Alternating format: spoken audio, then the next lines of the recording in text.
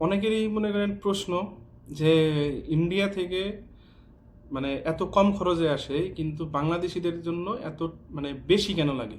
এর মধ্যে কয়েকটা রিজন আছে, তার মধ্যে মেইন যে রিজন সেটা হইতেছে ওরা যে সময় কোনো বাইরের দেশে মানে অ্যারাবিয়ান কান্ট্রিগুলোতে আসে, তো আসার ক্ষেত্রে ওরা বিভিন্ন ওদের জব অ্যাকাউন্টগুলো আছে, যেরকম বাংলাদেশে যেরকম বিডি জব সহকারে আরও কয়েকটা জব অ্যাকাউন্ট আছে। তো এরকম ওদেরও এরকম মনে করেন ইন্টারন্যাশনাল কিছু জব অ্যাকাউন্ট আছে, যেরকম লিঙ্কডইন, ইনডিড, নকরি.কম। তো এরকম দিয়ে অনেকগুলো অ্যাকাউন্ট ওদের খোলা থাকে।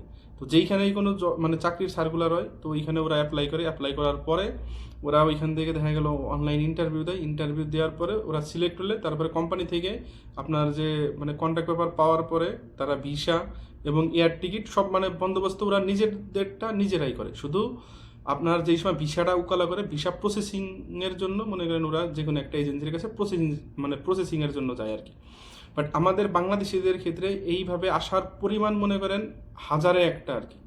আসে নাই এরকম না, বা আমি নিজে আসছি বা আমার এক ভাই আছে বড় ভাই, সেও আসছে এইভাবে। কিন্তু এইভাবে আসার পরিমাণ খুব অল্প, বা অনেকে মনে করেন জানেও না। তো আমাদের দেশ থেকেও যদি ঠিক সেমভাবে ওদের মানে উপায়ে যদি কেউ বাংলাদেশ থেকে চাকরি খুঁজে তারপরে যদি ইন্টারভিউর মাধ্যমে যদি সে ভিসা এবং এয়ার টিকিট কোম্পানির থেকে যদি নিয়ে আসে, তাহলে বাংলাদেশের ক্ষেত্রে ওদের তো তাও প্রসেসিং, মেডিকেল খরচ এগুলো মিলাই প্রায় 40,000 রুপির মতন যায় আর কি, যা বাংলাদেশি টাকায় প্রায় 60,000 টাকা প্লাস। তো আমাদেরকেও যদি ওইভাবে আসে, তাহলে আমাদেরকেও আপনার বাংলাদেশ থেকে 35,000 টাকা 30,000 টাকার মধ্যে মনে করেন আসতে পারবে। কারণ একটা প্রসেসিং আপনার ভিসা প্রসেসিং ফি নাই 15 থেকে 20,000 টাকা। আপনার আর আছে হলো মেডিকেল এরকম মনে করেন 12 থেকে 13,000, বা কন্টাক্টে করলে আর একটু বেশি যায় 15,000।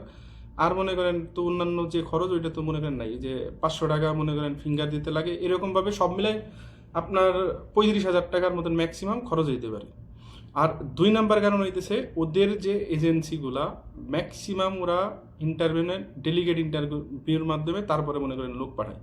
বাট আমাদের বাংলাদেশে ডেলিগেট ইন্টারভিউর পরিমাণ খুব কম, কারণ হইতেছে আপনার যে এজেন্সিগুলো আছে প্রথমে মাঝে যেই সময় কাজগুলো পাইতো সৌদির থেকে মানে কাজ দিত বা বিভিন্ন দেশ থেকে যেই সময় দিত, দেখা গেল এখানে রিকোয়ারমেন্ট ছিল যে একজন ভালো শেফরে নিব, বা ভালো একজন টেকনিশিয়ান নিবে, ভালো একজন ইলেকট্রিশিয়ান নিব।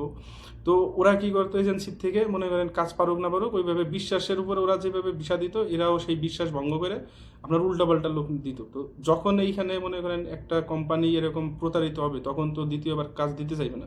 তারপরে এখন অনেক কড়াকড়ি নিয়মের মধ্যে থেকে মানে আপনার লোক নিতেছে বাংলাদেশ থেকে, দেখবেন বিভিন্ন এজেন্সিগুলো থেকে আপনার ডেলিগেট ইন্টারভিউর মাধ্যমে মনে করেন লোক নেয় আর কি।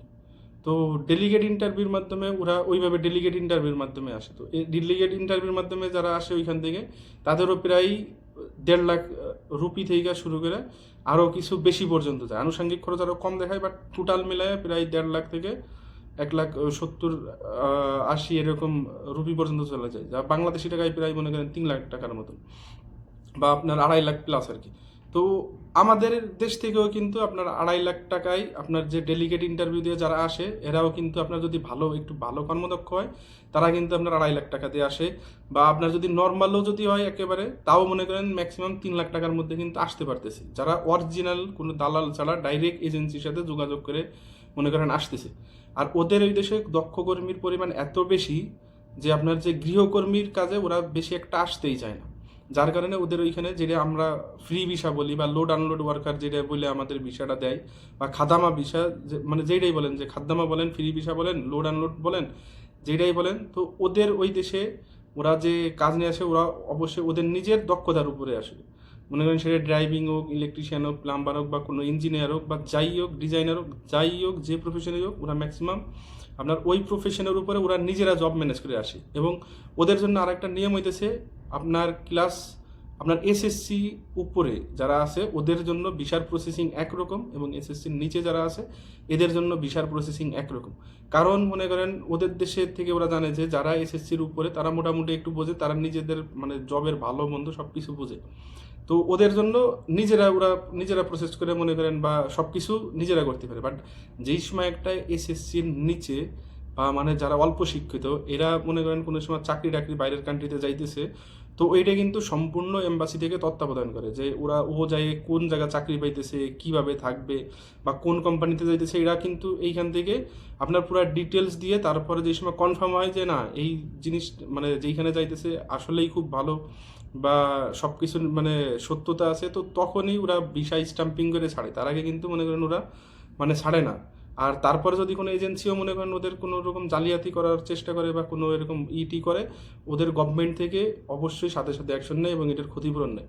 আর আমাদের বাংলাদেশিদের ক্ষেত্রে হয় কি, আমাদের বাংলাদেশি বেশিরভাগ লোক মানে 90% লোক আসে হইতেছে অদক্ষ কর্মী হিসেবে, যেটা আপনার ফ্রি ভিসাগণ বা খাদ্যমা ভিসাগণ এই ভিসাতে।